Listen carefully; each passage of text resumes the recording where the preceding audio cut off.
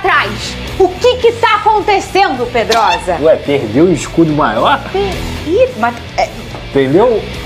Vê, não tá? Mentira. Não tá ou não tá? Eu vou te falar. Tá ou não tá? Eu acho que hoje ele botou do Fortaleza maior, mano. Botou não. Merecido, pô. Foi Botou o time não. que venceu, mereceu ganhar. É isso, tem que ser o escudo maior. Gente, o Flamengo perdeu pro Fortaleza e desperdiçou a chance de ficar na liderança, dormir ali, porque o Palmeiras só jogou ontem, o Flamengo jogou no sábado. Com o empate do Palmeiras ontem, diante do Cruzeiro, o rubro-negro tá a 1 ponto atrás da equipe paulista. Quais foram os principais erros do time nessa partida? Vene Casagrande, o que aconteceu? Soninho? Vamos lá. Primeiro erro. Primeiro erro. Vou citar alguns erros aqui que me vem à cabeça. Qual o DJ Careca? Primeiro erro. Essa insistência do Felipe Luiz em colocar o Bruno Henrique como centroavante. Nada justifica isso. O próprio Bruno Henrique já havia dito que não queria jogar mais nessa posição. Mas Bruno ele Henrique falou que ele conversou, né? Tentou se justificar, tentou se retratar no intervalo, mas já era tarde demais. Peraí, Vene, peraí. Vamos fazer o seguinte, vamos escutar o Felipe Luiz e você fala por quê. Cadê o Felipe Luiz? Sobre isso. Bruno, umas semanas atrás, falou pra mim que ele se sentia mais confortável jogando em outra posição, mas que estaria à disposição sempre para ajudar no que eu precisasse. Mas, claro, tendo o Pedro disponível, optei por colocar o Bruno na posição que ele pediu, no caso, para que ele se sentia mais confortável. Mas sempre está na frente do interesse pessoal, o interesse da equipe, o que a equipe precisa. E hoje eu, na minha cabeça, entendi que a equipe precisava do Bruno Henrique de 9. Aí, por que, Vene? Primeiro erro, vamos lá. E Bruno Henrique jogando muito mal, nada justifica a insistência do Felipe Luiz, nada. O Bruno Henrique já disse que não quer jogar nessa posição. O Felipe Luiz, ele tem outras opções no time, ele tem o próprio Juninho, que é um jogador que ele pediu a contratação e joga nessa posição. Ele poderia ter mudado o esquema tático, ele poderia ter feito tudo, menos insistir em Bruno Henrique. Segundo erro, como ele montou a equipe, o plano de jogo dele, nada deu certo, seja no primeiro tempo, seja no segundo tempo. A gente viu uma equipe totalmente espaçada, dando muito espaço ao adversário. O Breno Lopes, atacante do Fortaleza, deitou e rolou no setor defensivo do Flamengo, sobretudo em cima do Danilo. Ele ganhou muito na velocidade, vários contra-ataques que o Flamengo permitiu ao Fortaleza. No primeiro tempo foi um dos piores jogos do Flamengo no primeiro tempo na temporada, nada deu certo. O Fortaleza poderia ter feito até mais de um gol, sorte do Flamengo que não sofreu mais. Veio o segundo tempo, o Flamengo até melhorou um pouquinho, mas eu acho que foi muito mais estratégia do Fortaleza, que falou assim, ó, toma a bola, Flamengo, vocês vão tomar a rédea do jogo, e o Flamengo não soube aproveitar a situação, muito pelo contrário. Segundo erro, a postura dos jogadores. Eu senti uma postura de soberba, salto alto. Parecia que a qualquer momento eles achavam que fosse ganhar o jogo. E a gente sabe que o Campeonato Brasileiro é extremamente difícil. Embora a gente esteja falando de um Fortaleza que é o pior mandante do Campeonato Brasileiro, até essa partida tinha um aproveitamento de 16% em casa, ou seja, perdendo para todo mundo. Então era obrigação do Flamengo pelo menos fazer um bom jogo. E nem assim fez. Eu considero essa derrota, Fernandinha, como vexatória. Mas não você pelo acha... resultado. Não pelo resultado. Pela forma como ela foi feita. Você acha que ficou na conta do Fortaleza, que a gente sempre fala, gente, tem um adversário do outro lado. Ou ficou na conta da inoperância do Flamengo? Eu acho que foi muito mais inoperância do Flamengo a mérito do Fortaleza. Embora fique aqui meu elogio ao técnico Fortaleza, que soube explorar as dificuldades do Flamengo nessa partida. Ele explorou muito bem. Mérito do Fortaleza. Mas, se o Flamengo tivesse feito uma partida digna de um time que está brigando pelo título do Campeonato Brasileiro, porque não parecia. Parecia que o Flamengo estava jogando um amistoso e Fortaleza uma grande decisão. O Flamengo entrou em campo de salto alto, soberba. Não sei se os jogadores estavam pensando no jogo de quarta, eles são seres humanos. Então foi um erro de avaliação do técnico Felipe Luiz. Tanto é que no segundo tempo, quando ele bota o Alacian, quando ele bota Michael, quando ele bota o próprio Juninho, o time melhora. Por quê? O time apresentou mais vontade. Pode não ter a mesma técnica dos jogadores que iniciaram o jogo, mas pelo menos vontade esses atletas mostraram no segundo tempo. A equipe melhorou, o próprio Alacian entrou cheio de vontade, poderia ter começado assim o jogo, mas o Felipe Luiz não começou. Era um jogo para poupar os jogadores. Então, justiça seja feita. A gente não pode dizer aqui que o Flamengo não está priorizando o Campeonato Brasileiro, porque priorizou. Botou os principais jogadores, botou o Arrascaeta o tempo todo, e a gente sabe que o Arrascaeta vai ser titular na quarta-feira. Priorizou o Campeonato Brasileiro, mas eu acho que os jogadores entraram em campo com um certo salto alto, achando que a qualquer momento iriam vencer. E não venceram. Perderam a chance de assumir a liderança do Campeonato Brasileiro. Essa derrota tem que lamentar bastante. É a pior derrota do Flamengo no Campeonato Brasileiro, sem sombra de dúvidas. Você diz na forma de jogar, Na né? forma de jogar e o cenário. É. Porque você perdeu a chance de complicar a vida do seu rival, o Palmeiras, e complicar em todos os sentidos, além de assumir a liderança do Campeonato Brasileiro nesse momento. Você assumindo a liderança nesse momento, nossa, você cria um certo conforto para você. E você comentou aqui, né, Pedrosa, na semana passada, que o Palmeiras jogando no domingo, e tinha aquela pergunta. Sim. Poxa, vai poupar ou não vai? O Palmeiras precisa reverter um placar de 3-0 agora, nessa semana, por conta de Libertadores. Ele já vai pro jogo dele assim,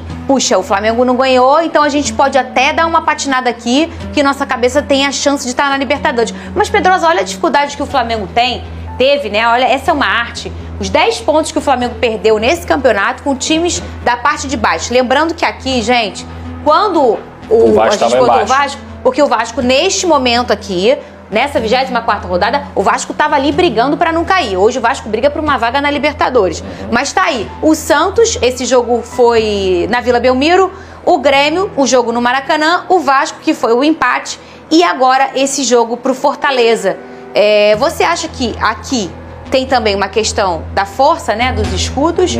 Ou você acha que realmente o Venê trouxe uma questão de soberba, um salto alto? Você sentiu nesse jogo contra o Fortaleza também, Pedrosa? Totalmente. Eu vi um Flamengo que achava que ia resolver o jogo a qualquer momento. Quando você olha o jogo contra o Santos, por exemplo, eu acho que o Flamengo ele entrou num clima de oba-oba, de Neymar, estendeu um tapete vermelho pro Neymar e não competiu. O Flamengo não competiu contra o Santos na Vila Belmiro.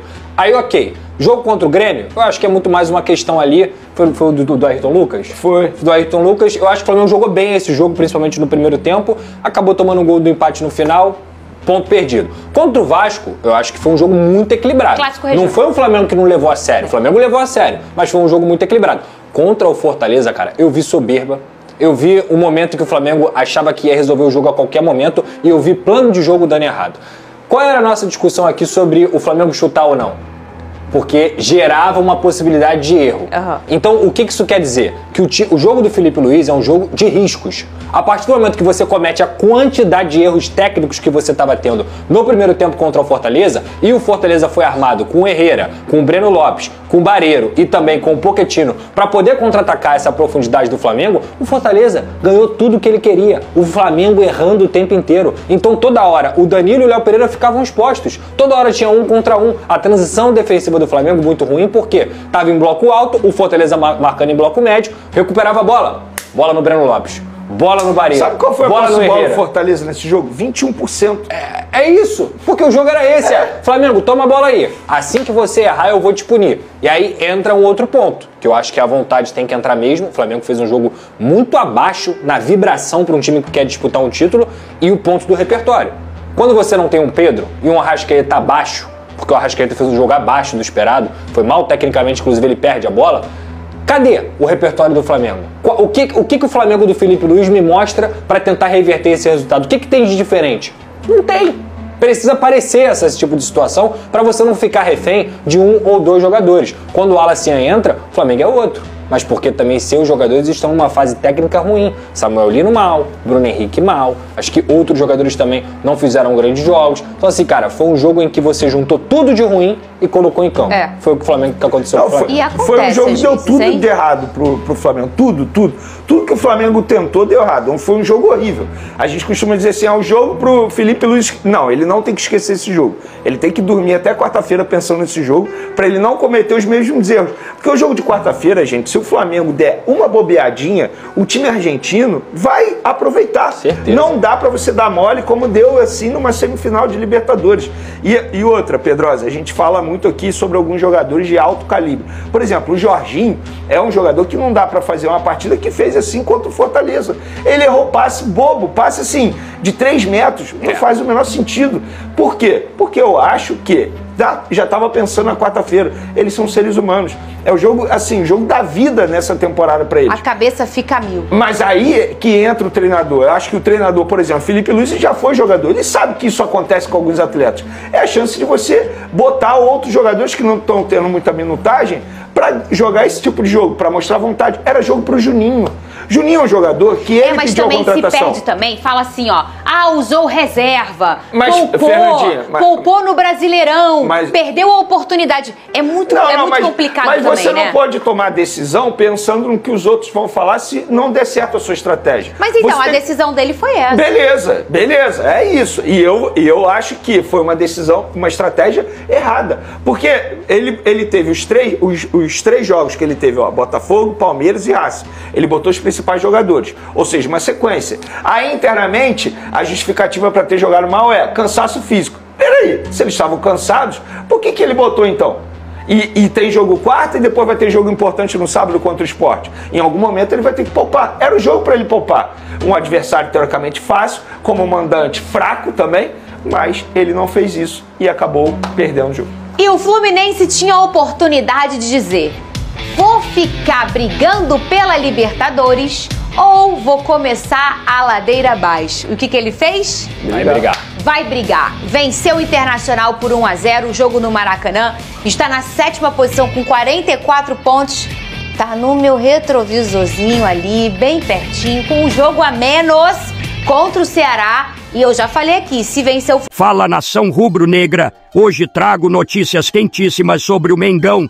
O Flamengo está de olho em um nome de peso do futebol europeu e trata-se de Gabriel Jesus, atacante do Arsenal e da seleção brasileira, que pode desembarcar no Rio de Janeiro na janela de transferências de janeiro de 2026. O jogador de 28 anos vê com bons olhos a chance de retornar ao futebol brasileiro justamente em um ano de Copa do Mundo, acreditando que atuar em solo nacional pode recolocá-lo no radar de Carlo Ancelotti para disputar o Mundial, e essa possibilidade tem agitado os bastidores da Gávea, onde a diretoria já estuda formas de viabilizar o negócio sem comprometer o orçamento. O Flamengo, por sua vez, segue mostrando cada vez mais força no mercado com contratações de impacto que chamaram a atenção nesta temporada, como Saúl Ñíguez, Jorginho e Samuel Lino, todos sob o comando do técnico Felipe Luiz, que vem fazendo um excelente trabalho e dando uma nova identidade ao time. Caso a chegada de Gabriel Jesus se concretize, o elenco rubro-negro ficaria ainda mais poderoso, com um ataque digno de qualquer equipe europeia, que poderia contar com nomes como Pedro, Bruno Henrique, Gabriel Jesus e Arrascaeta, formando um setor ofensivo de respeito. Pela seleção brasileira, Gabriel soma 64 jogos e 19 gols, mas está fora das convocações desde novembro de 2023 e vê o retorno ao Brasil como uma chance de retomar o protagonismo, jogar com mais frequência e voltar a chamar a atenção da comissão técnica da seleção. A diretoria do Flamengo segue atenta, a torcida começa a sonhar e as redes sociais já estão em polvorosa com a possibilidade dessa contratação bombástica. Será que em 2026 o Ninho do Urubu vai receber mais um craque de renome internacional? A nação rubro-negra está em contagem regressiva e a expectativa é gigantesca para saber se Gabriel Jesus vai vestir o manto sagrado e se juntar ao elenco estrelado do maior do Brasil. Agora eu quero saber a opinião de vocês. Gabriel Jesus será um bom reforço? Sim ou não? Deixe sua opinião no comentário. Não esqueça de curtir o vídeo e inscreva-se no canal para não perder nada do Mengão. Até a próxima. Saudações rubro-negra.